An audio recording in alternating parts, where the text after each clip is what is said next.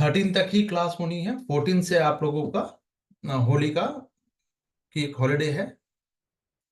14-15 मना लीजिए। 17 से फिर क्लास होगी, ठीक है। चलिए,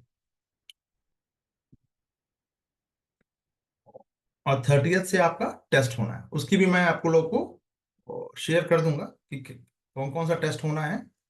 अच्छा, एक इम्पॉर्टेंट अनाउंसमेंट।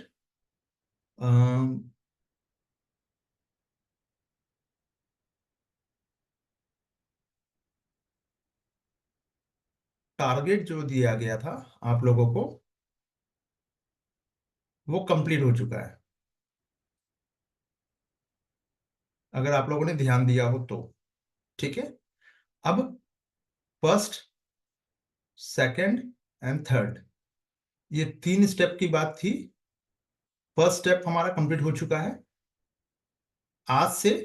अब मुझे थोड़ा टाइम लगेगा, शाम तक मैं आप लोगों को सेकंड स्टेप कैसे कवर करना है, जो जो आपने लोगों ने, मैं मान के चल रहा हूं कि मुझे फॉलो किया गया, आप लोगों ने फॉलो नहीं किया होगा, वो एक अलग बात है।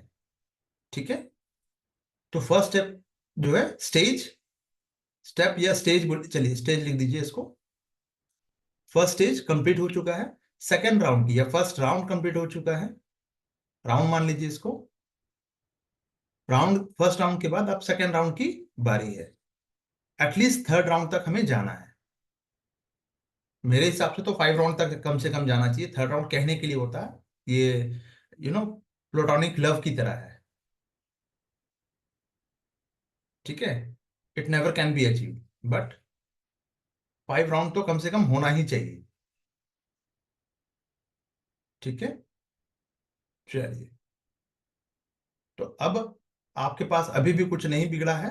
फॉलो करना चाहें तो कर सकते हैं, नहीं चाहते हैं, अपने हिसाब से चलना चाहते हैं, अपने हिसाब से चलिए, कोई इशू नहीं है। ठीक है।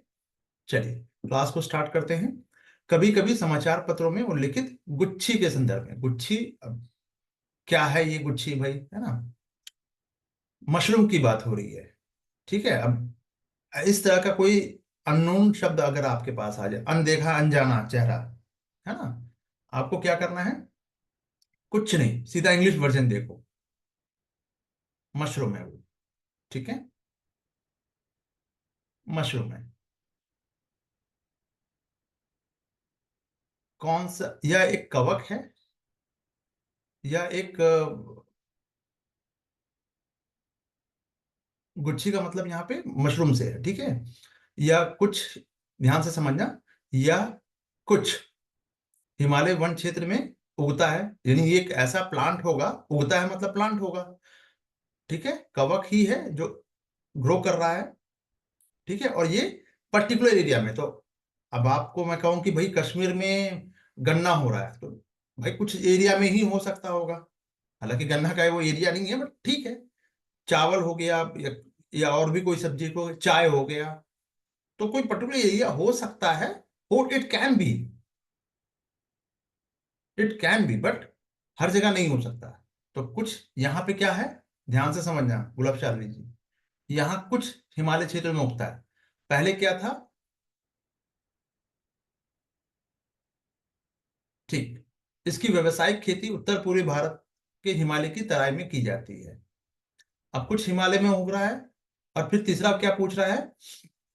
कुछ व्यावसायिक खेती, इसकी व्यावसायिक खेती उत्तर पूर्वी नॉर्थ ईस्ट में के हिमालय की तराई वाला बेल्ट, यानी बिहार वाला बेल्ट हो गया, यूपी या बिहार वाला। तराई का मतलब क्या हो गया? ये वाला बेल्ट। ठीक है। तो मशरूम वहां हो रहा है, मशरूम तो कहीं भी हो जाएगा भाई। ठीक है। चलिए, तो मोटी मोटी चीजें क्या हमको समझ में आई कि हम ऑप्शन से अभी भी इलिमिनेट कर सकते हैं, अगर इस तरह के, देखो यूपीएससी में मैं आपको प्रिपेयर कर रहा हूं, जो बहुत टफ लग रहा होगा आप लोगों को। Only one, only one, only two, only three. ठीक है। All of these. ठीक है। तो ये सबसे टफेस्ट की बात मैं कर रहा हूं, लेकिन मतलब मैं आपको जब भी क्वेश्चन देता हूं तो मैं इसी पैटर्न पे देता हूं, जबकि क्वेश्चन इस पैटर्न पे भी आ रहा है। ध्यान से देखिएगा 24 को, 23 को, तो आपको पता चलेगा। ठीक है, तो ये राइट आंसर आपको पता चल गया। ठीक है, अब आपको जानने की क्या जरूरत है? What kind of information you need to know, ये थोड़ा सा देख लीजिए, मशरूम के बारे में जान लीजिए। क्यों? रिपीट नहीं करेगा, रिपीट बिल्कुल नहीं करेगा, लेकिन एक आध लाइन ये दूसरे क्वेश्चन का एक स्टेटमेंट बन सकता है। यही बात है। ठीक है, तो आपको करना क्या है? कवक है, कवक की प्रजाति है, ठीक है, हिमालय के तलछटी में, यानी हिमाचल प्रदेश, उत्तरांचल, उत्तराखंड है ना, जम्मू कश्मीर, टेम्परेट फॉरेस्ट में ये हो जाएगा।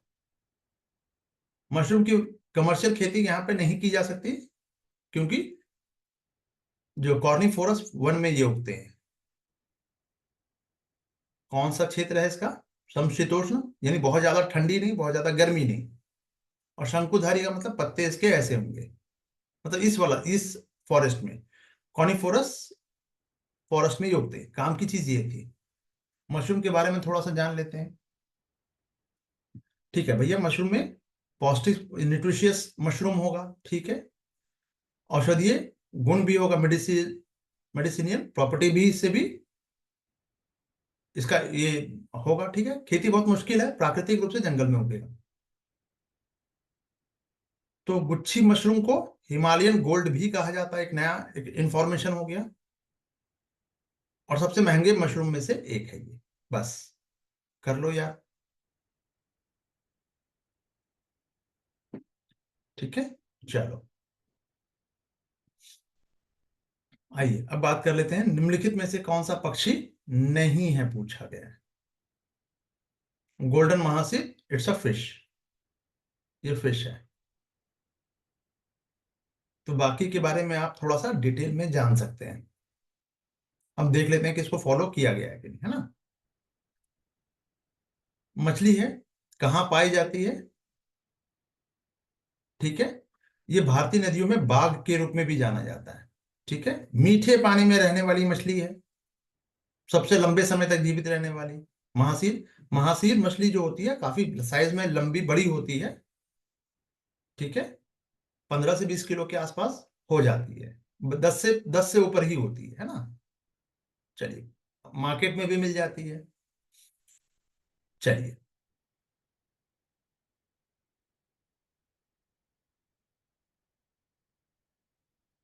पोंग डैम जलाशय, ये कहाँ पे है? हिमाचल। ठीक है, अब इसका स्टेटस देख लेते हैं आईयूसीएन में, इंडेंजर्ड में। ठीक है, चलिए, सुनहरे रंग होगा, गोल्डन है, ठीक है। ओमनीवोरस है, मतलब सब कुछ खा लेगी ये मछली, ठीक है। टाइगर ऑफ द रिजर्व का रिवर्स कहा जाता है इसको। नेशनल फिश है ये भारत की। ठीक है, एक तरह से, और इंडेंजर्ड है, तो बचाने के प्रयास हो रहे हैं। ठीक है, तो ये यहां से भी काम चल जाएगा आपका, सारी चीजें रिपीट हो गई हैं। ये एक गेम फिश भी है। गेम फिश है मतलब कि भाई गेम चेंजर है ये, इकोलॉजी को स्टेबल करने के काम आती है, मतलब स्टेबल रखती है। ठीक है, चलिए, स्टेटस आपको पता चल चुका है। खतरा क्यों है, थ्रेट क्यों है? क्योंकि जल प्रदूषण, बांध का निर्माण हो रहा है, अवैध शिकार हो रहा है, या नदी को का जो अतिक्रमण है, इसकी वजह से इसका जीवन जो है खतरे में है। ठीक है, आइए अन्य विकल्पों पर विचार कर लेते हैं, जैसे कि ये बहुत इंपॉर्टेंट हो गया, भारतीय नाइटजर, नाइटजर, ठीक है, नाइटजर,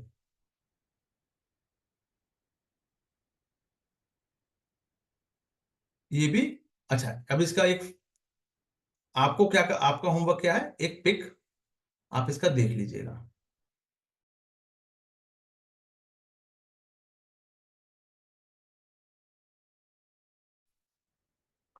मिल जाएगा, ठीक है। लैक ऑफ रिसोर्सेज की कमी की वजह से मैंने इतना टाइम भी नहीं था। बेसिकली रिसोर्सेज तो है मेरे पास, बट लैक ऑफ टाइम की वजह से मैं इसको पिक अभी नहीं लगा सकता। ठीक है, चलिए। कहाँ पाया जाता है ये? आवास कहाँ पे है? Dry forest. ड्राई फॉरेस्ट निकल के ये आ गया कि सूखे, जहाँ झाड़ियाँ वाला जो एरिया है वहां पे आपको मिलेगा, और घास के मैदान ग्रासलैंड में मिलेगा। भारतीय नाइजर। नाइजर का मतलब ही हो गया, यानी पूरे भारत में, विशेषकर मध्य भारत और पश्चिमी घाट में मिल जाएगा ये लोकेशन। स्पेशल फीचर क्या होगा? नाइट जर का मतलब क्या हुआ? नाइट में, यानी कि निशाचर होगा, ऑब्वियस सी बात है। ठीक है। रात में एक कीट भक्षण करेगा। ठीक है। यानी कैमोफ्लाज। कैमोफ्लाज का मतलब होता है, जैसे इंडियन आर्मी का जो आपने जो ड्रेस देखा होगा, कैमोफ्लाज, आसपास के चीजों से मैच कर जाना, जिससे कि पकड़ में जल्दी से आप आइडेंटिफाई नहीं कर पाओगे दूर से देखोगे तो। लीस्ट कंसर्न में है, और खतरा तो फिर लीस्ट कंसर्न है, बट कंसर्न तो है।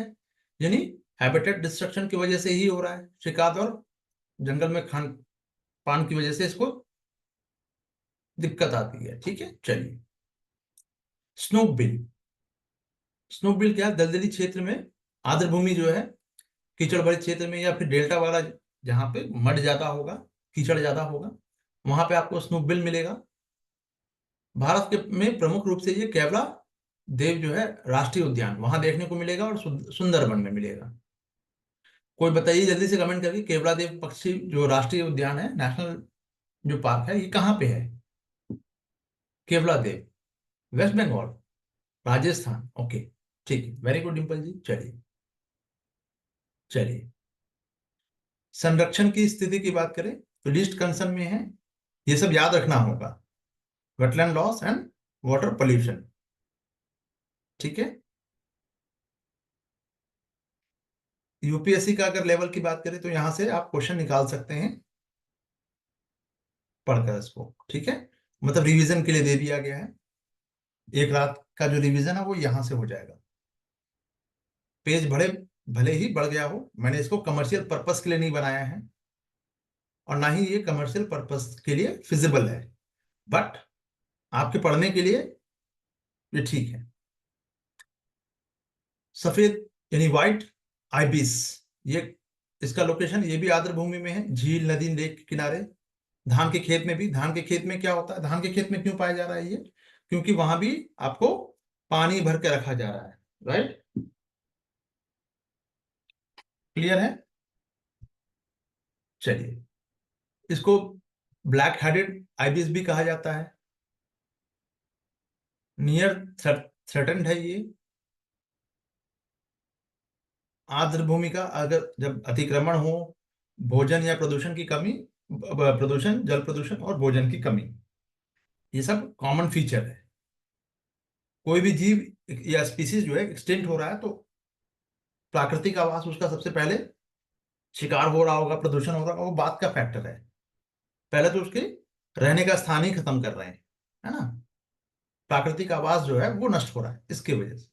ठीक है, चलो।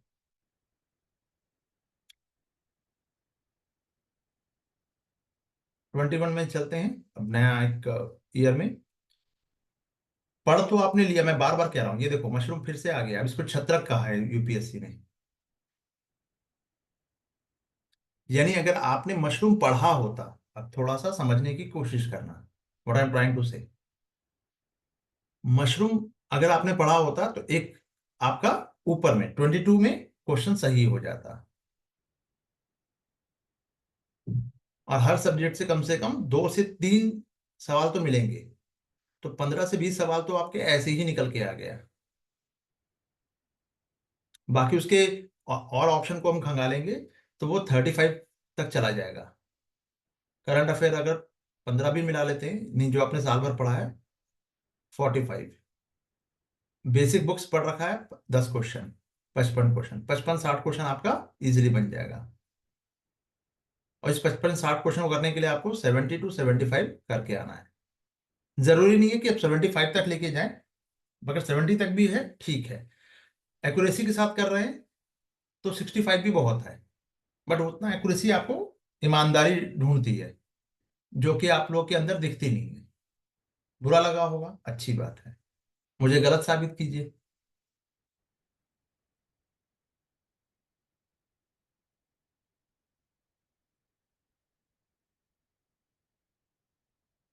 कर्मा पे बैक। ठीक है, चाहे आप हो या मैं, पे बैक जरूर कर, आपको करना पड़ेगा। चलिए, किस जीव का या किन जीवों के मृदा विहीन सतह है? मृदा विहीन का मतलब जहां मिट्टी खत्म हो चुकी है, जीवित रहने पाए जाने की सर्वाधिक। क्वेश्चन का लैंग्वेज देखिए, अभी हम आराम से बात करेंगे एक एक चीज पे। डिटेलिंग दे दी है, मान के चल रहा हूं कि पढ़ने का की जिम्मेदारी आपकी बनती है, मेरी नहीं। बट अप्रोच जरूरी है, तो क्लास आपके यहाँ क्यों ले रहे हैं? अप्रोच की वजह से। ठीक है, चलिए।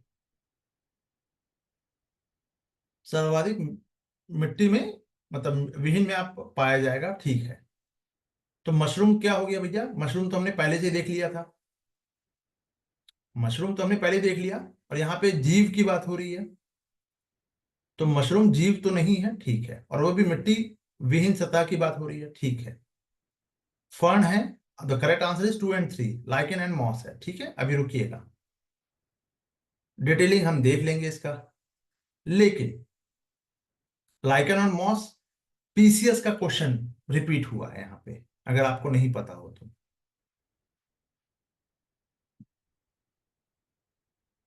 ये पीसीएस में कम से कम 10 बार रिपीट हुआ होगा।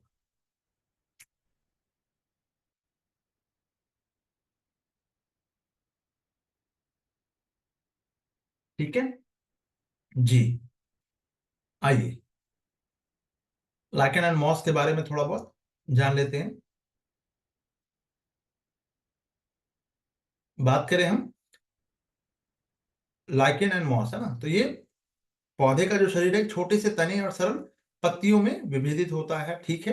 टू रूट्स इसमें नहीं होती, वास्तविक जड़ें नहीं होती हैं, बस ये फैलता रहेगा बिना जड़ के। तो आमतौर पे ये नमी वाले स्थान पे ही पनप पाएगा। इसका एक और एग्जाम्पल है like words and mosses. Liver lot जो है, ये बाद में आता है, फिर एक हॉर्न वॉट भी आता है, ये दो। लिवर वॉट तो आपने यहां देखा, एक हॉर्न वॉट भी है। 3 नाम देख लिया।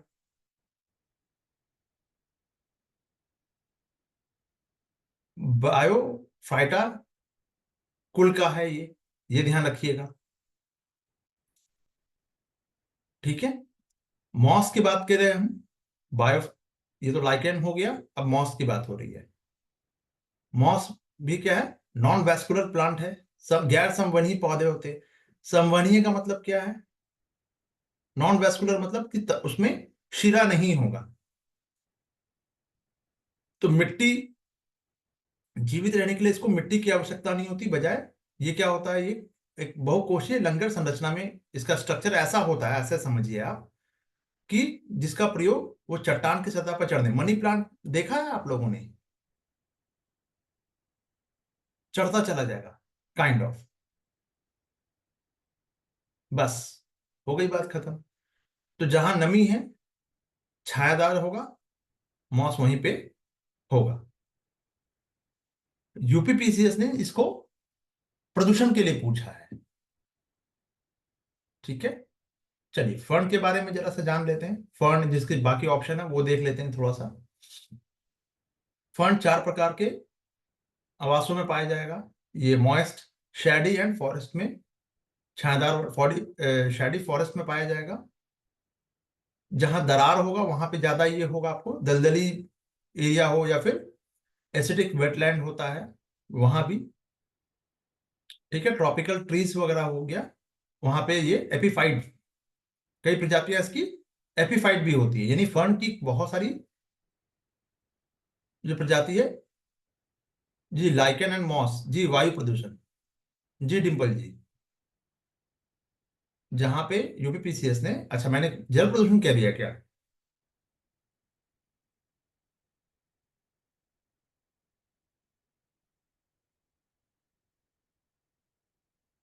लाइकेन एंड मॉस, ठीक है, वायु प्रदूषण। चलिए, ठीक है। तो लाइकेन आमतौर पे रॉक्स में होगा, पेड़ की छाल, मिट्टी, टॉम्स वगैरह में। आपको पुराने कृषि उपकरण उसमें आपको देखो, लिचेन जिसको कहते हैं इंग्लिश में, है ना, इक्विपमेंट आदि पर पाए जाएंगे। और मिट्टी के, अच्छा, मॉस इज एयर प्रदूषण। हाँ, तो वही तो मैंने कहा ना, वायु प्रदूषण दोनों। लाइकेन एंड मॉस जो है वायु प्रदूषण का ही ये है।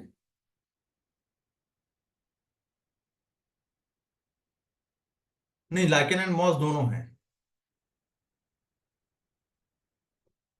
आप यूपीपीसीएस का एक्सप्लेनेशन देखिएगा, आपको मिल जाएगा, ठीक है। चलिए, बिना सतह पर मिट्टी की कस को सतह की जरूरत नहीं पड़ेगी, ठीक है। चलिए, नॉन वेस्कुलर है, ठीक है, मिट्टी की आवश्यकता नहीं होती, ऊपर हमने देख ही लिया है, छायादार पे होता है, ठीक है। मशरूम की बात करें तो ये, अब मशरूम में एक और चीज आ गया, ये बीजाणु युक्त फल शरीर, यानी fleshy spore bearing fruiting body है। आमतौर पे ये जमीन पर और मिट्टी में ही उगेगा। हरियाणा में भी इसकी खेती हो जा रही है, ठीक है। चलिए, लाइकेन क्या है? लाइकेन एक सहजीवी यानी सिम्बायोटिक ऑर्गेनिज्म है, जो कवक और शैवाल से बने होते हैं, यानी उनके बीच का है ये। और मशरूम जो है, ये लाइकेन की बात हो रही है। मशरूम कवक के फैलने वाले शरीर होते हैं, ठीक है। चलिए, बायोफ्राटा वगैरह हो गया, वायु प्रदूषण के लिए संवेदनशील है, ठीक है। यानी इसका उपयोग वायु गुणवत्ता के संकेतक इंडिकेटर्स के रूप में इसका यूज होगा, ठीक है। मशरूम की बात करें तो औषधीय, इसका मेडिसिनल प्रॉपर्टीज भी है, और प्रोटीन का अच्छा सोर्स भी है, और इसको भोजन के रूप में हम यूज कर सकते हैं, करता भी हूं, है ना। चलिए, अब टाइप वगैरह को बहुत ज्यादा इस पे फोकस मत कीजिएगा, जो इंपॉर्टेंट है वो मैं बता दे रहा हूं बस। क्योंकि मॉस पूछ लिया है, इसलिए मैंने चारों दे दिए, आपको चारों पढ़ने हैं, ठीक है। बीज रहित है, ठीक है, सारी चीजें हैं, वही रिपीटेशन है पूरा इसका, ये आपको पढ़ना है। ऊपर भी सारी चीजें बता दी गई हैं, उसी का ही ये शॉर्ट रूप है, ठीक है। चलिए, फर्न, फर्न के बारे में जान लेते हैं। ये प्रिमिटिव वस्कुलर प्लांट है, यानी जाइलम एंड फ्लोएम जैसे संवहनी ऊतक होंगे इसमें। यूपीपीसीएस ने भी पूछ रखा है, जाइलम क्या है, फ्लोएम क्या है। ये प्लांट है, प्लांट में जो जड़ों से पानी ऊपर जाएगा, और फ्लोएम पत्ती तक पहुंचाएगा, यानी भोजन बनाने के लिए, इसको कहेंगे इस फ्लोएम, ठीक है। इसमें बीज नहीं होगा, और ये बीजाणु से प्रजनन करेंगे, भूमि पर रहेंगे, ठीक है। इसका मेन पर्पस क्या है? फंड का, फंड की बात हो रही है, मृदा संरक्षण को रोकेंगे, औषधीय मेडिसिनल प्रॉपर्टीज के भी होंगे, ठीक है। लाइकेन की बात करें तो शवक, शैवाल और कवक का एक संयोजक है, यानी बीज का है ये। आधा, अगर हम बात करें लाइकेन या लिचिन, तो ये शैवाल और कवक के बीच का है ये, ठीक है। फोटोसिंथेसिस भी करेगा ये, नमी और संरचना, ठीक है, प्रदान करेगा। बायो इंडिकेटर्स होते हैं, यानी कि प्रदूषण, केवल प्रदूषण रहित वातावरण में जीवित रहते हैं, ठीक है। चलिए, ये चट्टान पेड़ और मृत लकड़ी पर उगते हैं, ठीक है।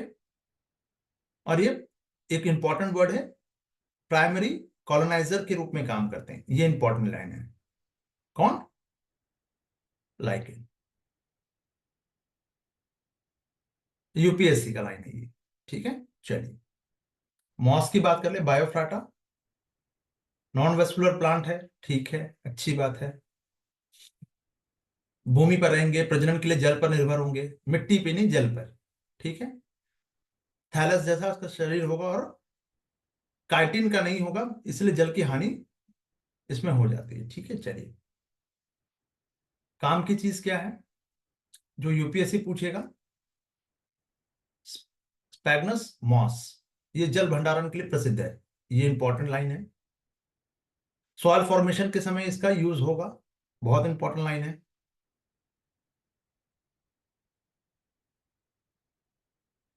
चलिए, मशरूम की बात करें तो ये स्वयं भोजन नहीं बनाते, यानी कि हेटेरो हेट्रोट्रॉपिक हेट्रोट्रॉपिक होते हैं ये।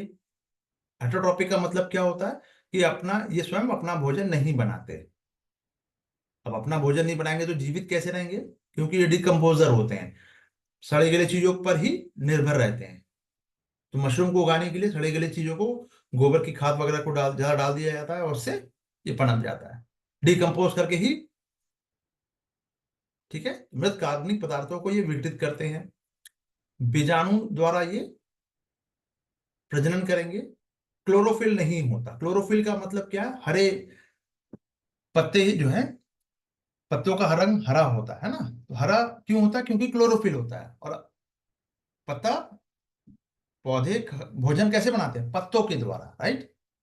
यहाँ पे क्लोरोफिल नहीं होगा, क्योंकि प्रकाश संश्लेषण नहीं करना है इसको। क्यों नहीं करना है? क्योंकि कंपोजर है भाई, उसी में ही। ठीक है, वो अपना भोजन बना लेगा। न्यूट्रिशन साइकिल को ये सुनिश्चित करेंगे। कई मशरूम खाद्य होते हैं और कई विषैले पॉइजनस भी होते हैं। बहुत ध्यान से समझ लीजिएगा, कुछ मशरूम पॉइजनस भी होते हैं। तो क्या सभी प्रकार के मशरूम खाद्य पदार्थ में आएंगे? आंसर जल्दी से, बस। कुछ समझ में आया? टेक्निक क्या है? Ninja technique. इसी को 10 मई तक आप, 15 मई तक जो भी होगा, 15 मई 20 मई तक जो भी होगा, वो भगवान ईश्वर ना करे कि 20 मई तक जाना पड़े, लेकिन कर सकते हैं। ठीक है। यप। ठीक है, चलिए।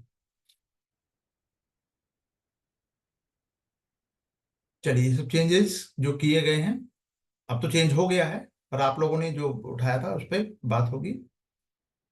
यूपीएससी का देखिए एक और चीज पूछा गया है। कॉपपॉड, साइनोबैक्टीरिया, डाइटम एंड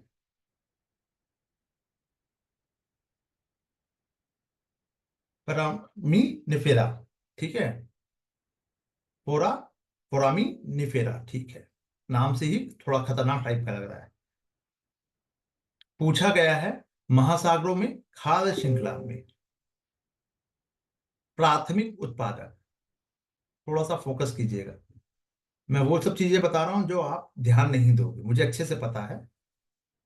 जहां थोड़ा सा कठिन नाम मिल गया तो वहीं सबसे पहले भाग जाओ छोड़ के। लाइफ में जीवन भर तो यही किया ना, कुछ कठिन मिल गया, चीजें अच्छा फेस करनी पड़ेंगी, थोड़ा ये करना होगा, चलो भाग जाते हैं। Run away. जीवन में सबसे आसान काम क्या है? पीठ दिखा के भागना। फिर ऐसे लोग भागते ही रहते हैं। प्रॉब्लम ये भी है। तो जीवन भागने के लिए थोड़ी ना मिला है। ठीक है, चलिए। थोड़ा सा डिटेलिंग देख लेते हैं, क्या क्या चीजें हैं, टाइप्स क्या है, यूपीएससी ने पूछा क्यों है। अच्छा, इसमें पूछा भी गया है, खतरनाक जो नाम है पहले थोड़ा सा फेमिलियर होते हैं। इस तरह के क्वेश्चन, मैं कुछ क्वेश्चंस पे बात करूंगा, एक ही बार आज बात कर लेता हूं। भले इसमें जितना टाइम लगता है, लेकिन आगे के लिए काम आ जाएगा। बाकी सारे क्वेश्चन को आप लोग ऐसे ही पढ़ सकते हैं घर पे।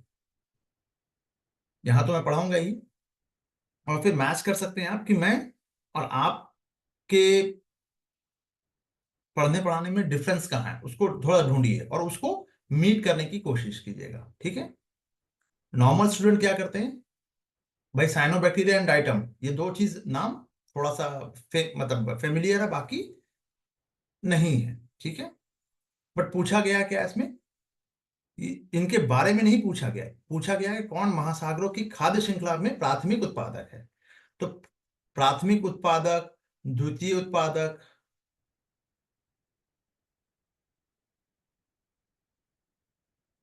मेरे नोट्स में जाके देखिएगा। एनवायरनमेंट के नोट्स में मिलेगा आपको। उसका एग्जाम्पल पूछा है ये।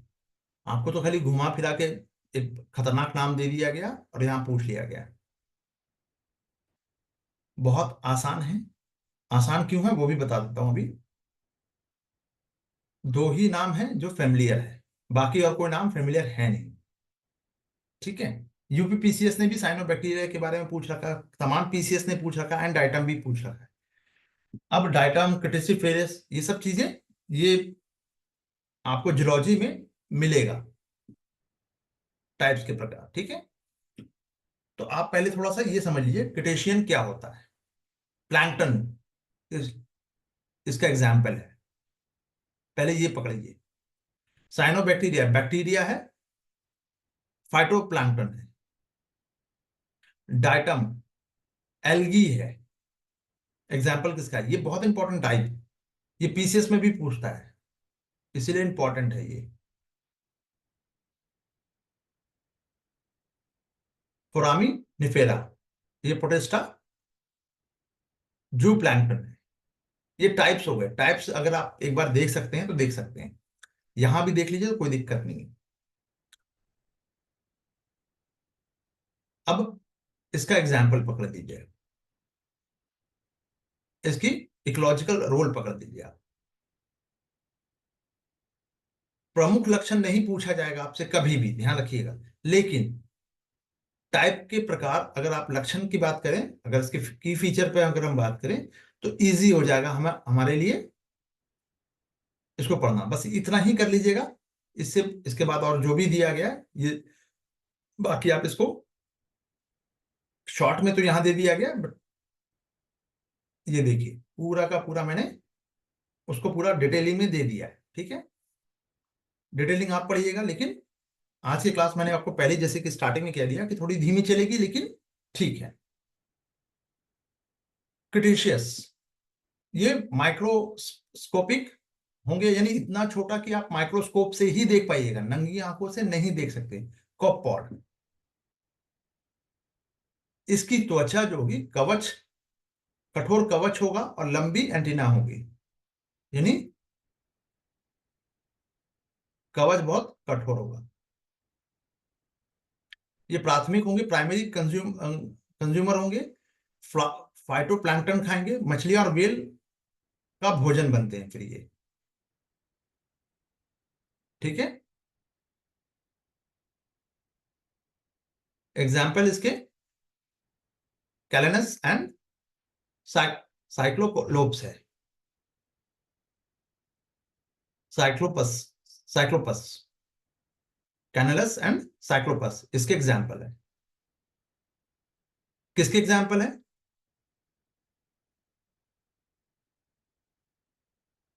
अब प्राथमिक, अब आपके दिमाग में आएगा कि सर ये प्राथमिक, प्राइमरी कंज्यूमर, सेकेंडरी कंज्यूमर, ये क्या होता है? जो डायरेक्ट अपने, जैसे कुछ ऐसे पौधे हैं जो डायरेक्ट अपना भोजन बनाते हैं, प्राथमिक है। और जो उस भोजन पर, यानी बकरी जो है वो सेकेंडरी हो गया। अगर प्लांट नहीं होगा तो बकरी खाएगी क्या?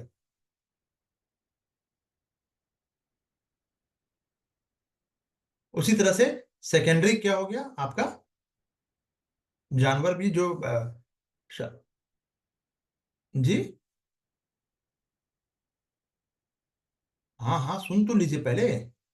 हाँ, तो मछली और व्हेल का भोजन है। भोजन मतलब क्या? मछलियां और व्हेल इसको खाती हैं। छोटे मोटे कीट अभी देखिए तो पहले समझिएगा पहले। हम्म। ये हो गया आपका।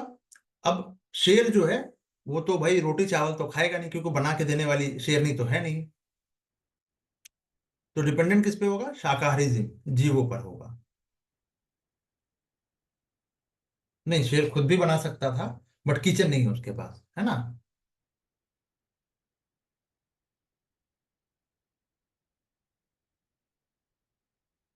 तो प्राइमरी उपभोक्ता क्या खाएंगे?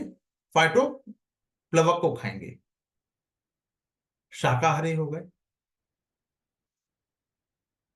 प्लवक मतलब छोटे छोटे जो पौधे होते हैं, जलीय पौधे, वो खाएंगे। ठीक है।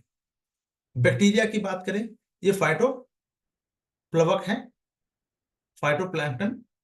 प्रकाश संश्लेषण करने वाले बैक्टीरिया होंगे, ऑक्सीजन को जनरेट करेंगे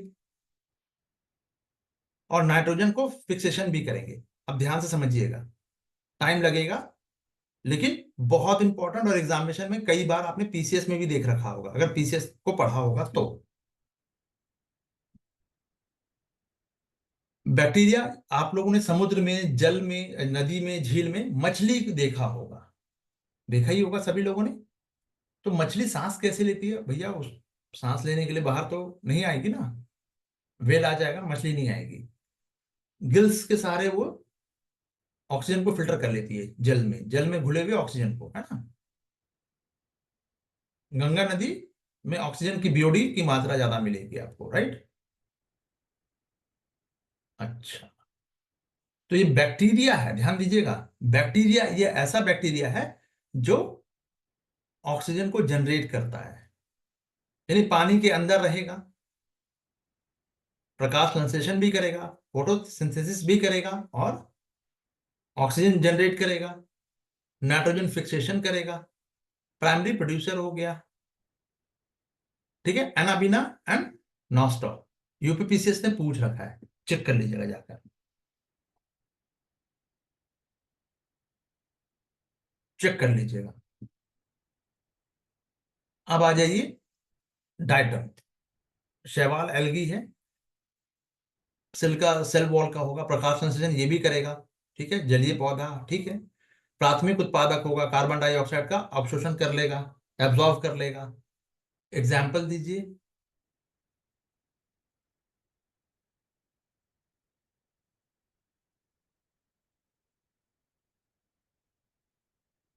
कोसिनोडिस्कस, कोसिनोडिस्कस और निटेशिया, ये दो नाम आपको रखने पड़ेंगे। अब थोड़ा सा ये नाम, थोड़ा सा इसके लिए क्या कर सकते हैं, 10-15 बार, 20 बार, 25 बार, जिसको जिसकी जितनी कैपेसिटी, 3-4 बार, मतलब 3 से 4 दिन इस नाम को देखिएगा और बोलिएगा, हैबिचुअल हो जाइएगा। ठीक है, चलिए।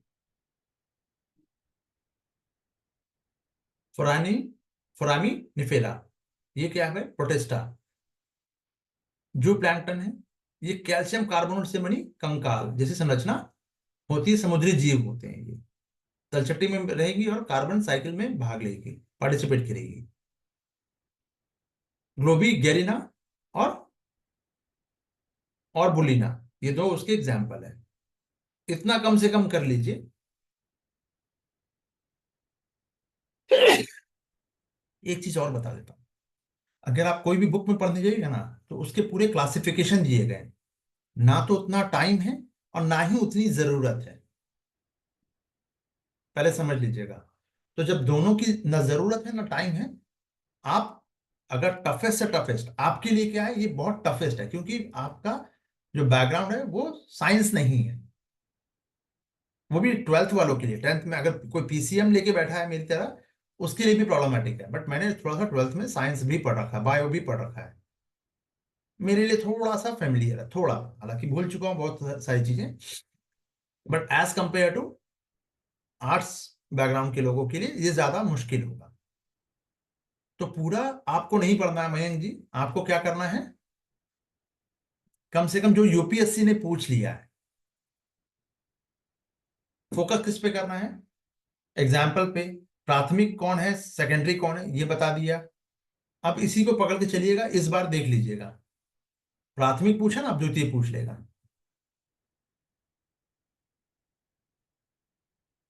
और जितने भी नाम आपको इस तरह के जो खतरनाक नाम मिल रहे हैं, बस आप उसके बारे में जान लो।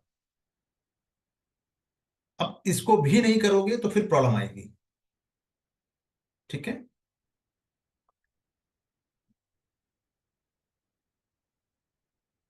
चलिए। कोपॉड क्या है? सूक्ष्म आकार के जलीय जीव है, क्रेटेशियन समूह से इसका ग्रुप है। मीठे और पानी और समुद्री यानी खारा पानी दोनों में पाए जाएंगे।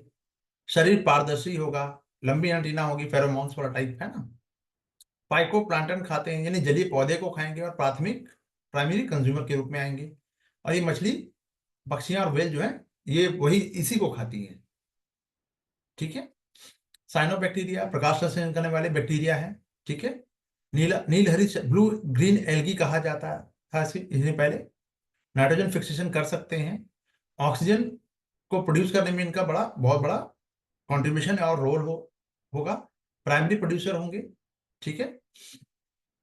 चलिए डाइटम की बात करें तो ये यूनिसेलर सेलुलर एल्गी है, एक कोशिकीय जीव होगा।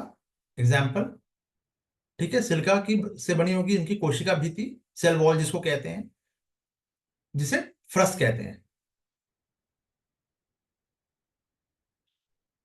प्रकाश संश्लेषण करेंगे, ऑक्सीजन को प्रोड्यूस करेंगे, ठीक है।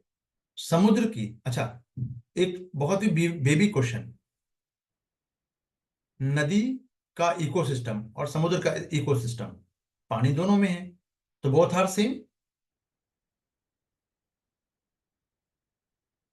जल्दी से बताओ। Very good, both are not same, दोनों अलग अलग होगा। अच्छा, तालाब, तालाब और नदी का ecosystem both are same? No, very good.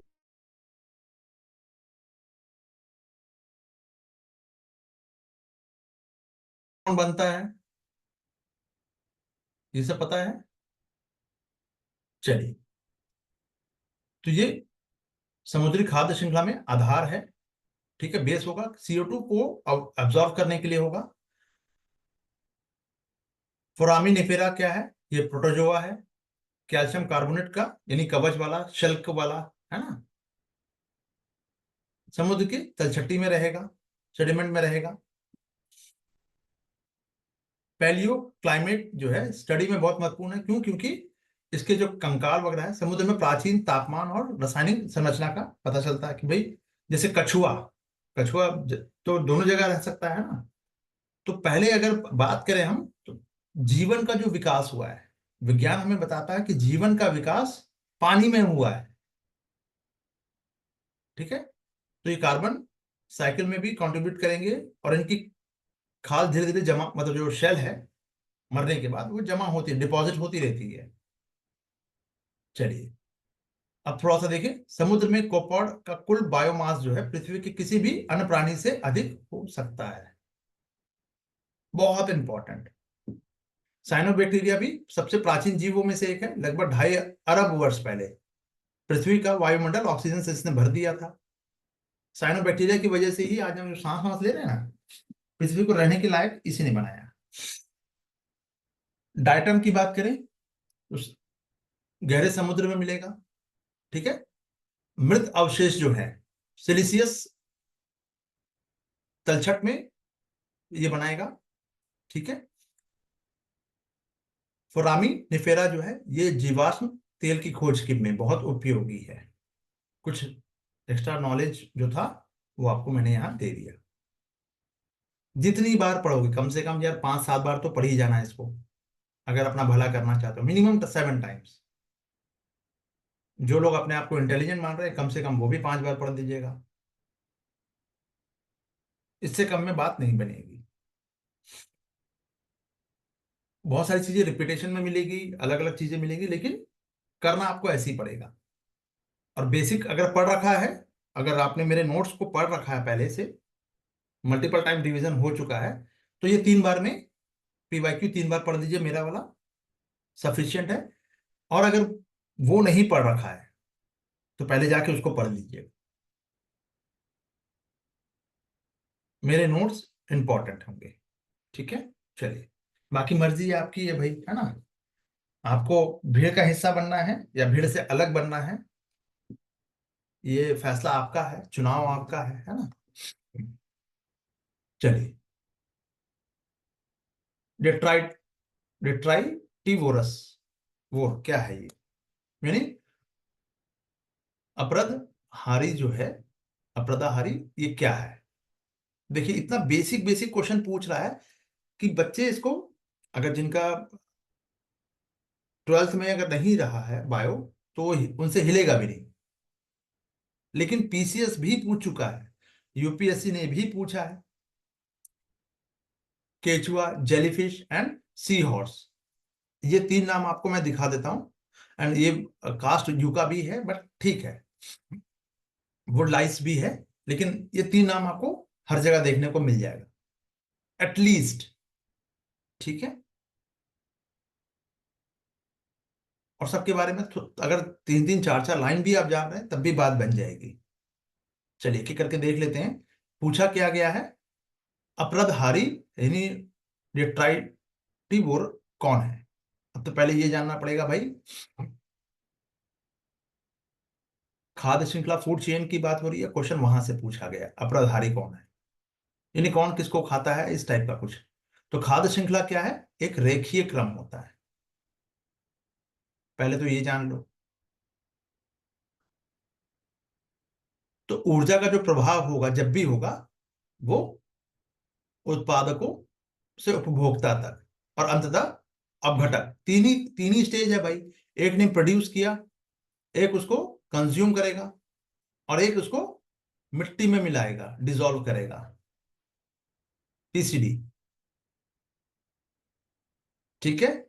तो डीटीटी वो जीव होंगे जो मरे हुए जानवर को कंज्यूम करते हैं।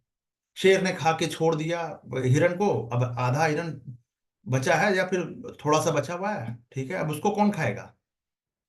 उसके बहुत सारे पार्ट है, वो धीरे धीरे डिकम्पोज होंगे। तो आप लोग जब ये समझते हैं ना कि कोई चीज सड़ने लगती है तो उससे दुर्गंध आती है, बदबू आती है, आप नाक में उंगली मतलब वो नाक दबा के वहां से निकलना स्टार्ट करते हैं, है ना। तो गिरे हुए पत्ते, मृत जानवर, उनका स्टूल है, उनको खाएंगे ये।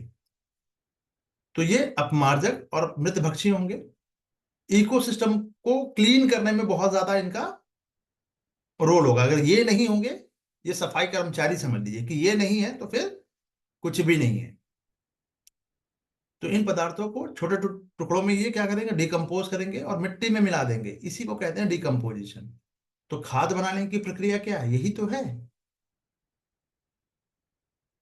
तो ये कौन करता है भाई, केचुआ कर देता है, मिलीपेड कर लेगा और वुडलाइट कर देगा। ये सभी डेट्रीटिवोर है। मिट्टी में रहेंगे और कार्बनिक पदार्थों का सेवन करेंगे, मिट्टी को उपजाऊ बनाएंगे, ऑब्वियस सी बात है ना। पौधों के लिए भी न्यूट्रिशन को एब्जॉर्ब करना आसान हो जाता है। केचुआ मिट्टी में हवा का संचार भी बढ़ा देते हैं, पौधे की जड़ों को ऑक्सीजन मिलती है, तभी तो केचुआ जो है किसका, किसानों का मित्र कहा गया। फ्रेंड्स फार्मर है ना, फार्मर्स फ्रेंड, सॉरी। ठीक है। तो कुल मिला के डीटीटी वोर जो है वास्तव में इकोसिस्टम में न्यूट्रिशन रिसाइकिल के लिए बहुत ही इंपॉर्टेंट रोल प्ले करते हैं। अब टाइप्स की बात कर ले, इसमें बैक्टीरिया, फंगी, इंसेक्ट्स सभी शामिल होंगे। कुछ डेटिटिव वोर जो है माइक्रो बहुत छोटे होंगे, कुछ बहुत बड़े जीव होंगे। ठीक है। जिसमें फॉरेस्ट, ग्रासलैंड, एक्वेटिक जो इकोसिस्टम, ये सब शामिल होगा। समुद्री में अगर हम बात करें तो सी कुकुम्बर, समुद्री खीरा कहा गया है इसको ना, केकड़े भी एग्जाम्पल देख लीजिए और लिख लीजिए अलग से, सिर्फ पढ़ने से काम नहीं चलेगा, ये आपको करना पड़ेगा। ठीक है। तो पर्यावरण के इकोसिस्टम का हेल्थ भी ठीक रहेगा इससे, सॉइल फर्टिलिटी बढ़ जाएगा। एग्रीकल्चर में भी इसका यूज है, इंपॉर्टेंट रोल है भाई, क्योंकि फर्टाइल बनाएगा उसको, मिट्टी को। ठीक है। अब जितना पूछा यूपीएससी ने, चाहता तो मैं पूरा का पूरा बुक से उठा के एक जगह कंपाइल कर देता, यहां दे देता, पर ये देने से बात बनेगी नहीं, क्योंकि यूपीएससी कुछ ही चीजों को ही पूछ रहा है। ठीक है, जैसे कि मैंने केचुआ कहा, जेलीफिश कहा, सी हॉर्स कहा, अभी बताया ना, बस उसको वही आप उसी को कीजिए, ट्रस्ट मी, सफिशियंट होगा। हम्म।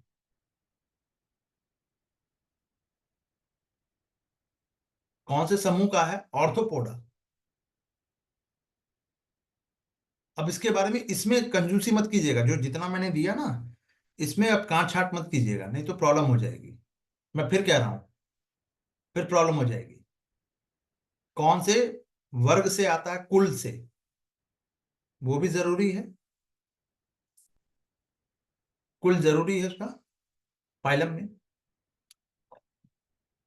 Eli Annelida. फाइलम क्या है? केचुआ। क्लास क्या है इसका?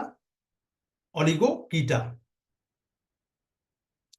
शरीर खंडित शरीर होगा, और आगे से भी चल सकता है और पीछे से भी चल सकता है ये। उसका दोनों तरफ सरस समझ लीजिए, दोनों तरफ से आगे पीछे भी चल सकता है वो। ठीक है, तो ये डिकम्पोजर है, ठीक है। जेलीफिश, निडारिया, फाइलम इसका है, समूह का है। क्लास क्या है इसका? साइफो, जो क्लास से बिलोंग करेगा।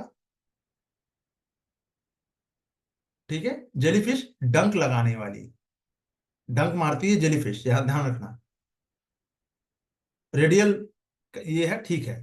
जेलीफिश देख लीजिएगा, जेली की तरह दम लगेगा आपको।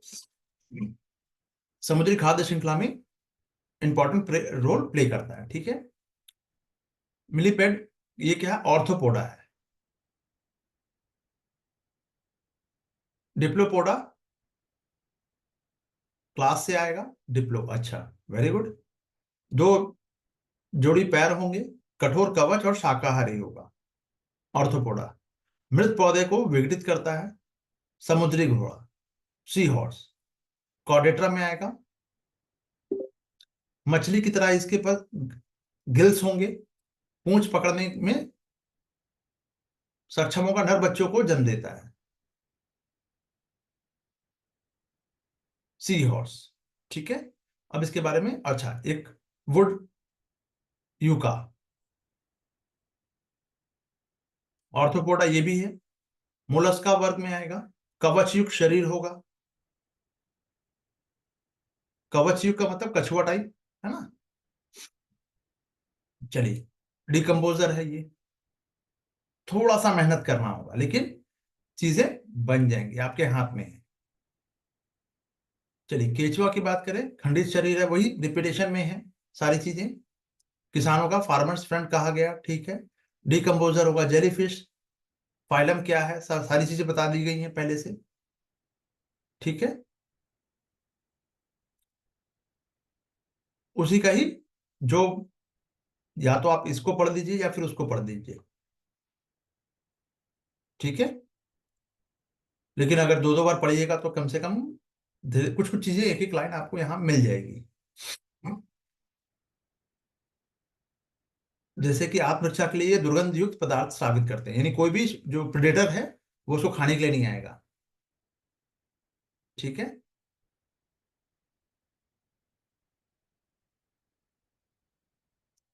चलिए, कास्ट यू का,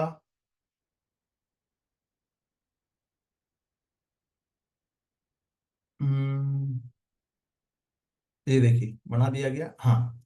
ये काम की चीज, केंचुआ बिना आंख बिना कान के होते हुए भी वाइब्रेशन महसूस कर सकते हैं। जेलीफिश के शरीर का 95% पानी होता है। मिलीपेड की बात करें तो कुछ जानवरों में ये 400 से ज्यादा पैर होते हैं इसके। सी हॉर्स एक लौता एक जीव है जो नर गर्भवती से होता है।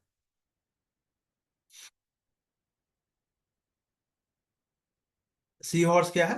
इसमें मेल जो है वो बच्चे पैदा करता है।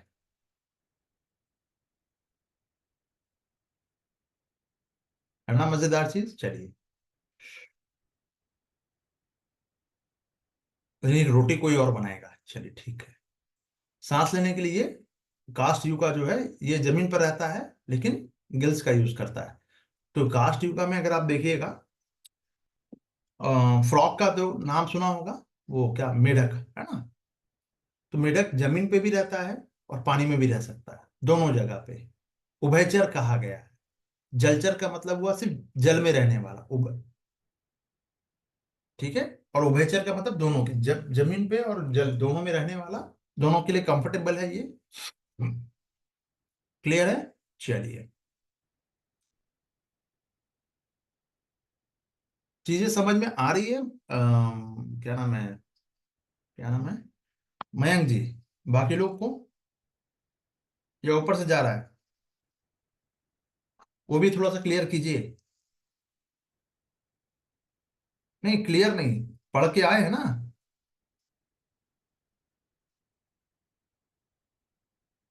चलिए, ठीक। भू रासायनिक चक्र में चट्टानों का अपक्षय चक्र में प्रवेश करने के लिए पोषक तत्व की रिहाई का प्रमुख स्रोत है। इतना खतरनाक तरीके से पूछा गया है, मतलब सीधा पूछा जा सकता था इसको, लेकिन किताबों, बुकिश अगर लैंग्वेज में पूछ लिया गया तब तो कोई भी कर लेगा यार। अगर बुकिश लैंग्वेज में पूछ लिया गया तब तो कोई भी कर लेगा। इसीलिए घुमा फिरा के सब्जेक्ट यूपीएससी टफ क्यों हो जाता है। शब्दों के बीच जो गैप है उसको फुल फिल करना है। ठीक है। अक्सर लोग समझते हैं कि इसको, जो चतुर चालाक होते हैं बस वो उन्हीं का आईएएस होगा, नहीं ऐसा नहीं है। ठीक है। चलिए, उसकी रिक्वायरमेंट यूपीएससी की अलग होती है। स्मार्ट होना और चतुर चालाक होना दो अलग अलग चीजें हैं। चलिए, तो अभी फिलहाल हम बात कर लेते हैं कार्बन चक्र की। कार्बन चक्र, नाइट्रोजन चक्र, फास्फोरस चक्र और सल्फर, ये चारों चक्र की जो साइकिल की बात हो रही है, इसको भी मैंने अपने नोट्स में दे रखा है बहुत ही विस्तार से। वहां से भी आप इसको कर सकते थे, बट आप लोगों ने डिमांड की कि नहीं सर, हमें यहाँ पे एक जगह पे कंपाइल चाहिए। ये भी कर दिया। ठीक है। चलिए, अच्छा, एक इंपॉर्टेंट चीज है, पहले थोड़ा सा समझिएगा। टॉपिक से थोड़ा हटके हैं, बट टॉपिक का ही सवाल है, मतलब पढ़ाई से ही रिलेटेड है, बट इस टॉपिक से नहीं है। न्यूज चैनल तो आप लोगों ने देखा होगा, मतलब बहुत सारे मल्टीपल 24 घंटे न्यूज आपको मिलता है। 24 घंटे, रात के 2 बजे भी उठिए, आपको न्यूज रिपीटेशन में चलता रहेगा, कुछ नया कुछ पुराना चलता रहेगा। बिल्ली खंबे पे क्यों चढ़ गई, कुत्ता क्यों भौंक रहा है, ये सारी चीजें। तो कोचिंग इंडस्ट्री की भी कुछ वही हालत है।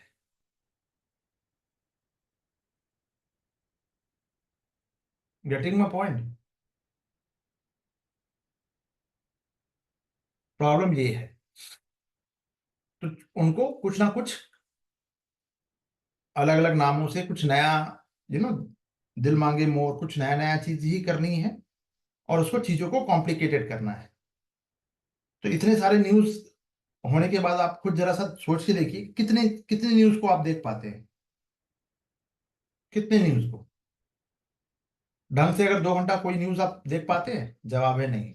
और उसी में उलझ के रह जाएंगे, अगर आप कभी करके देखिएगा।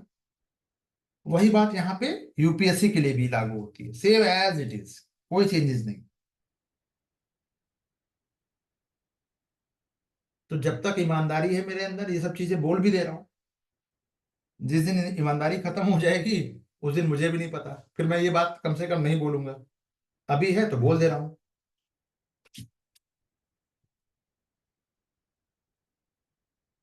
एकदम बेसिक है। जैव भू रासायनिक चक्र, फास्फोरस चक्र, ये प्राकृतिक प्रोसेस होगा, नेचुरल प्रोसेस है ये। इट्स अ नेचुरल प्रोसेस, जो रासायनिक तत्व जो है जीव और उनके अजैविक जो वातावरण है उसके माध्यम से चलते हैं, जिनके द्वारा, मतलब ये नहीं है, फास्फोरस चक्र अगर नहीं है तो प्लांट तो बढ़ेगा ही नहीं। तो पृथ्वी पर जीवन बनाए रखने के लिए आवश्यक है, यानी एक ऐसा प्रोसेस है, नेचुरल प्रोसेस है, जो पृथ्वी पर जीवन बनाए रखने के लिए आवश्यक है। ठीक है। तो ये पृथ्वी पर फास्फोरस की गति का वर्णन करेगा। जैसे भू रासायनिक चक्र, कार्बन और नाइट्रोजन चक्र से ये थोड़ा सा डिफरेंट होगा। क्यों? क्योंकि इसमें वायुमंडलीय घटक का अभाव होता है। क्यों डिफरेंट होता है? क्योंकि इसमें कंपोनेंट नहीं होंगे। एटमॉस्फेरिक जो कंपोनेंट है वो आपको नहीं देखने को मिलेगा। ठीक है। तो ये इतना इंपॉर्टेंट क्यों है भाई? पोषक तत्वों में से एक है। अभी मैंने आपको बताया ना कि बिना इसके तो पॉसिबल ही नहीं कि प्लांट ग्रो कर जाए। तो ये डीएनए और आरएनए, फॉस्फोलिपिड्स और कई फॉस्फोराइलेटेड यौगिक यानी एटीपी ऊर्जा का एक रूप है, उसका मूल घटक है। कोई भी प्लांट में जाके देखिएगा एटीपी को मुक्त करना ही कहा गया है ऊर्जा को। कोई भी चीज देखिए एनर्जी ही है, आप और हम सब एनर्जी है। तो प्लांट में भी अगर है तो वहां भी एनर्जी है। जैनिज्म तो कह के गया है भाई बहुत पहले ही ये बात। सनातन में भी आपको ये चीजें देखने को मिलेगी, है ना। जो भी चीज बनी है, फॉर्मेशन हुई है, वो एनर्जी से ही बनी है, इतना तो मानोगे। अगर फॉर्मेशन हुआ है तो बनने का प्रोसेस में कुछ तो ऊर्जा लगी होगी ना, आपकी नहीं लगी हो, किसी और की मेहनत होगी। ठीक है, चलिए। फॉस्फोरस चक्र की का प्रोसेस क्या होगा, उस साइकिल का, फॉस्फोरस साइकिल का प्रोसेस क्या है। तो आप क्या पूरा रखने बैठने पड़िएगा, नहीं, बहुत ज्यादा नहीं करना है। मेरे नोट्स में आपको डिटेलिंग मिलेगा, बट यहाँ पे थोड़ा सा आप इजिली इसको कर सकते हैं। जब चट्टान टूटते हैं, अपक्षय होता है वर्षा के कारण, तो ये फॉस्फोरस, फॉस्फेट जो आयन है वो धीरे धीरे खनिज चट्टान से बाहर निकल जाते हैं। ये इनऑर्गेनिक फॉस्फेट बाद में मिट्टी में या पानी में मिल जाते हैं। पौधे द्वारा इसको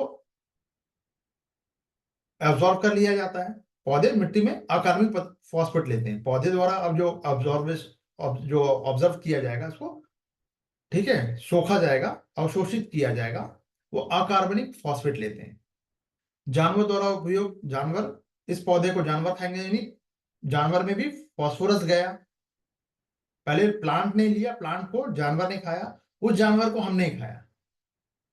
ठीक है, तो कार्बनिक अणुओं में इसका समावेश कैसे होगा, फॉस्फेट जो है जानवर, पौधे और जानवर में डीएनए जो है कार्बनिक अणुओं में शामिल हो जाता है, यानी दोनों में हो गया। जब जीव या पौधे की मृत्यु हो गई तो वो डिकम्पोज होगा और फिर वापस मिट्टी में मिल गया। तो मिट्टी में फॉस्फेट के कार्बनिक रूप जो है पौधे को बैक्टीरिया द्वारा उपलब्ध करवाया जाएगा।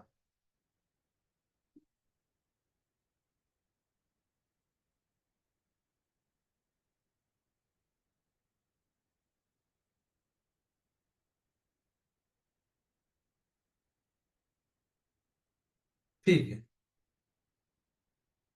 चलिए। तो जो कार्बनिक पदार्थों को कार्बनिक रूप में तोड़ देते हैं, कार्बनिक को अकार्बनिक रूप में तोड़ देते हैं, इस प्रक्रिया को क्या कहते हैं, मिनरलाइजेशन कहते हैं, यानी खनिजीकरण कहते हैं। बहुत इंपॉर्टेंट, जितना जहां जहां मैं अंडरलाइन कर रहा हूं ना, उसको करते चले जाइए। तो नदी और समुद्र में प्रवेश भी होगा, क्योंकि भाई मिट्टी है तो फिर ये रिवर में भी आएगा, अंततः ये समुद्र में प्रवेश करेगा, यानी फॉस्फोरस का चक्र पूरा चल रहा है हर जगह। फिर सेडिमेंट्री में, यानी तलछट में समय समय पे क्या होगा, वो बालू में आके मिलेगा, मिट्टी में फिर से डिपॉजिट होगा। तो ये बहुत ही लॉन्ग टर्म प्रोसेस है, बहुत धीमा चलने वाला प्रोसेस है। ठीक है, बहुत लंबा असर उसमें गुजरता है। ठीक है, इकोसिस्टम के डेवलप को ये थोड़ा सा क्या करती है, सीमित करती है, इसकी उपलब्धता बहुत ही लिमिटेड होती है। जैसे फर्टिलाइजर की बात करें, का यूज अगर मानव गतिविधियों में, जैसे कि फर्टिलाइजर का यूज करना है, ठीक है, फॉस्फोरस चक्र को बाधित कर सकती है। तो ऐसे तो मानव गतिविधियां सारे चक्र को बाधित ही करती है। ठीक है, चलिए। तो वाटर पोल्यूशन का कारण भी बनती है। जैसे कि आप फर्टिलाइजर ज्यादा यूज करते हैं तो वो जमीन एब्जॉर्ब करेगा, फिर जमीन से बारिश के द्वारा मिट्टी में बह के नदी में जाएगा, नदी से वो समुद्र में पहुंचेगा। और बहुत ज्यादा अगर ये मिल गया है, फर्टिलाइजर जो है वो एक जगह डिपॉजिट हो रहा है, तो नदियों में क्या बनता है, फिर ये झीलों में यूट्रिफिकेशन का कारण बनता है, जिससे कि एल्गी में वृद्धि हो जाएगी। एल्गी में वृद्धि होगी तो सारा एल्गी ही ऑक्सीजन को कंज्यूम कर लेगा, ऑक्सीजन की कमी हो जाएगी, और जिससे कि जलीय जीवन प्रभावित होगा। यूट्रोफिकेशन भी पूछ लिया यूपीपीसीएस ने। अब बारी है यूपीएससी की, ध्यान रखिएगा, मार्क माय वर्ड। हो सकता है इस बार यूपीएससी में यूट्रोफिकेशन आ जाए, मत बोलिएगा कि मैंने बताया नहीं पहले, अलग से नोट कर लीजिए। तो माइक्रो ऑर्गेनिज्म फॉस्फोरस को अधिक कुशलता से एब्जॉर्ब करने के लिए एक अपना पूरा सिस्टम विकसित कर डेवलप कर लेते हैं, जैसे माइक्रोराइजा नामक जो कवक के साथ ये सहजीवन बनाना, ठीक है, कार्बन साइकिल पर। ऐसे और भी चीजें हैं जानने के लिए, पूरी एक क्लास खत्म हो सकती है फॉस्फोरस साइकिल को डिस्कस करने में, ठीक है, बट उतना जरूरी नहीं as far as UPSC is concern, ठीक है। चलो, कार्बन चक्र क्या है? ये भी प्राकृतिक चक्र है। कार्बन, जिसके माध्यम से कार्बन वायुमंडल, जीवों में, भूमि में और जल के बीच में ये निरंतर ट्रांसफर होते रहता है, ठीक है। CO2, फॉसिल फ्यूल, महासागर और बायोमास, सब जगह पे आपको कोई भी चीज को अब बोलेगा कि कार्बन, सबके अंदर कार्बन है। हमारी बॉडी जल गई, राख बचेगी, काला है, कार्बन है। किसी भी चीज को जलाइए, काला बच गया, अंत में कार्बन है, कार्बन का ही, ठीक है। चलिए, तो ये कार्बन जो चक्र है, प्रकाश संश्लेषण से पौधे क्या है, वायुमंडल से CO2 ग्रहण करके ग्लूकोज में बनाते हैं, कन्वर्ट करेंगे। रेस्पायरेशन से जीव जो है CO2 छोड़ेंगे, हम लोग सभी। डिकम्पोजिशन से क्या होगा, वहां से भी कार्बन डाइऑक्साइड का, जब मिट्टी में मिलेंगे तो भी कार्बन ही मिल रहा है, मिट्टी में मिल गया है ना। रन ऑफ, अपवाह की बात करें तो जल स्रोतों तक ये पहुंच जाएंगे, पानी के रास्ते, जमीन से होते हुए, ठीक है। ज्वालामुखी विस्फोट, तो CO2 रिलीज होगा। जीव, अगर आप पेट्रोल या कोयला जलाते हैं तो भी CO2 जनरेट होता है। तो CO2 को, अब आप बोलेंगे क्या CO2 इतना खराब है? बिल्कुल नहीं, खराब नहीं है, मानव ने इसको थोड़ा सा बढ़ा दिया है, थोड़ा नहीं बहुत बढ़ा दिया है। तो रेगुलेट करने में बेसिकली, अगर CO2 नहीं हो, पहले समझिएगा 0.03% ही CO2 है, 78% तो आपका कार्बन डाइऑक्साइड है, नाइट्रोजन है, 21% तो नाइट्रोजन है, नाइट्रोजन, ऑक्सीजन सॉरी, O2 है, ठीक है। तो ये तो कार्बन डाइऑक्साइड तो सिर्फ 0.03% है, ठीक है। तो अगर कल को अगर मैं पूछूं आपसे, यूपीएससी पूछे कि CO2 को समाप्त कर देना चाहिए, खत्म कर देना चाहिए, तो क्या होगा? तो पौधे मर जाएंगे बॉस। पौधे क्या लेते हैं? CO2 लेते हैं, ऑक्सीजन छोड़ते हैं। तो जब CO2 नहीं होगा तो पेड़ पौधे नहीं होंगे, पेड़ पौधे नहीं होंगे तो आप सांस कैसे लोगे? बात समझ में आई? Getting my point? चलो, ऊर्जा बनाए रखने के लिए ये आवश्यक है। नाइट्रोजन चक्र की बात कर लेते हैं। नाइट्रोजन चक्र वह चक्र है जिसमें वायुमंडलीय में नाइट्रोजन विभिन्न जैविक और अजैविक के बीच में स्थानांतरित होता रहता है, ठीक है। नाइट्रोजन मिट्टी में मौजूद होंगे, अमोनिया, नाइट्रेट, नाइट्राइड, ठीक है, जलाशय वगैरह में भी मिल जाएगा आपको। सोर्स इसका ये है। प्रोसेस क्या है इसका? नाइट्रोजन फिक्सेशन करेगा, वही नाइट्रोजन को अमोनिया में परिवर्तित करना, बैक्टीरिया के द्वारा किया जाएगा ये काम। अमोनिफिकेशन जो है, ये मृत जीवों से अमोनिया का निर्माण होता है। अमोनिया का नाइट्रेट और नाइट्राइड और नाइट्रेट में परिवर्तन नाइट्रिफि नाइट्रिफिकेशन कहलाता है। डीनाइट्रिफिकेशन, नाइट्रेट को फिर से दोबारा नाइट्रोजन गैस में बदलना। और रन ऑफ यानी अपवार ड्रेनेज की बात करें तो उर्वरकों का से नाइट्रोजन जल में पहुंच जाती है। ये प्रोसेस के नाम हो गए, रटना पड़ेगा।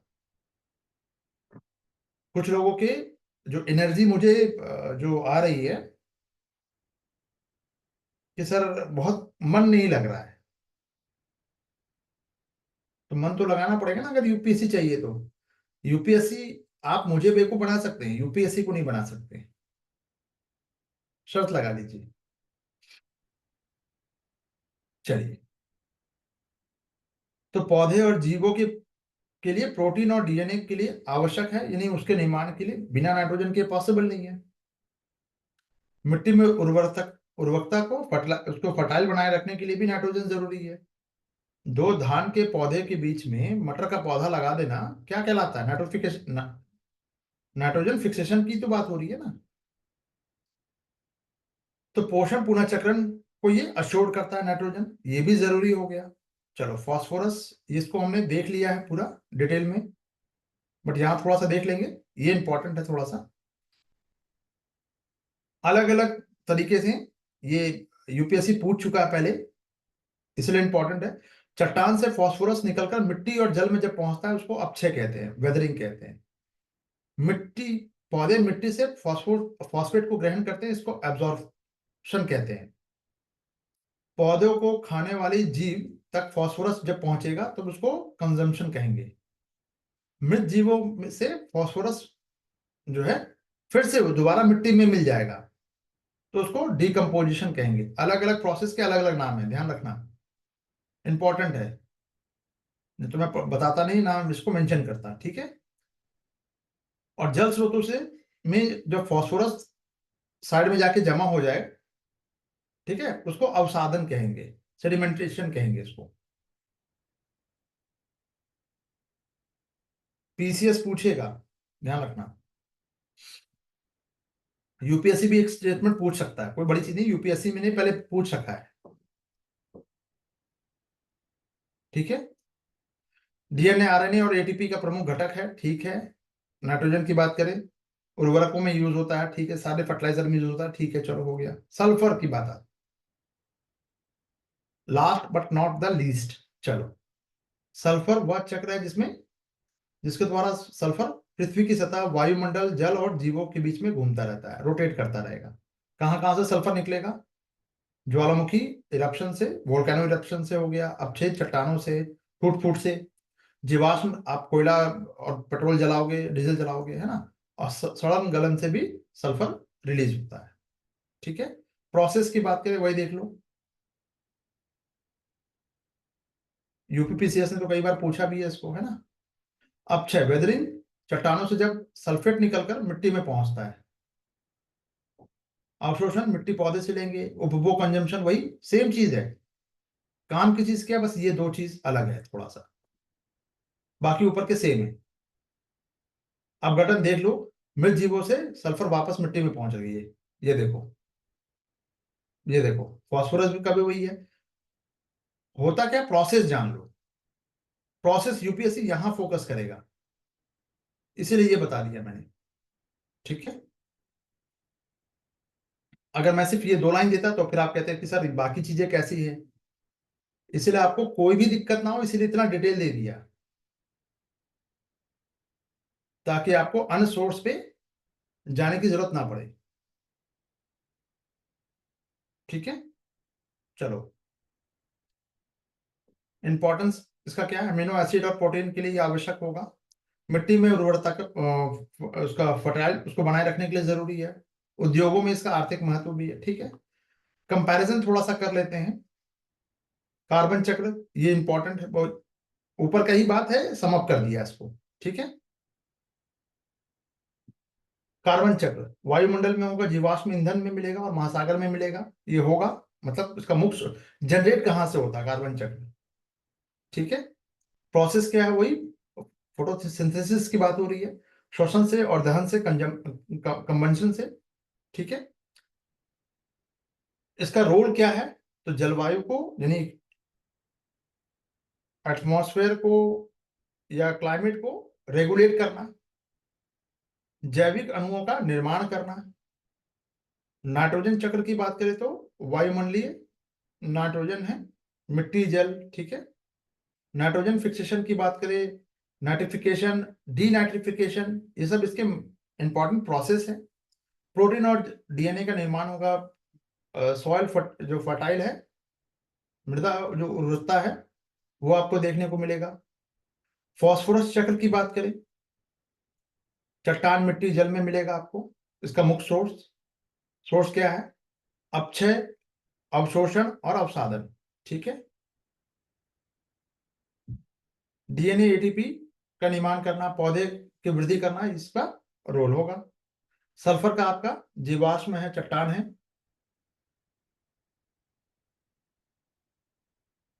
ज्वालामुखी है।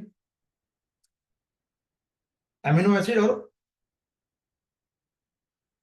ये आपको मैंने यहाँ ऊपर बताया है, ये वाला सल्फ्यूरिक एसिड का निर्माण कहाँ पे होता है? स्कैंडिनेवियन कंट्री में होगा।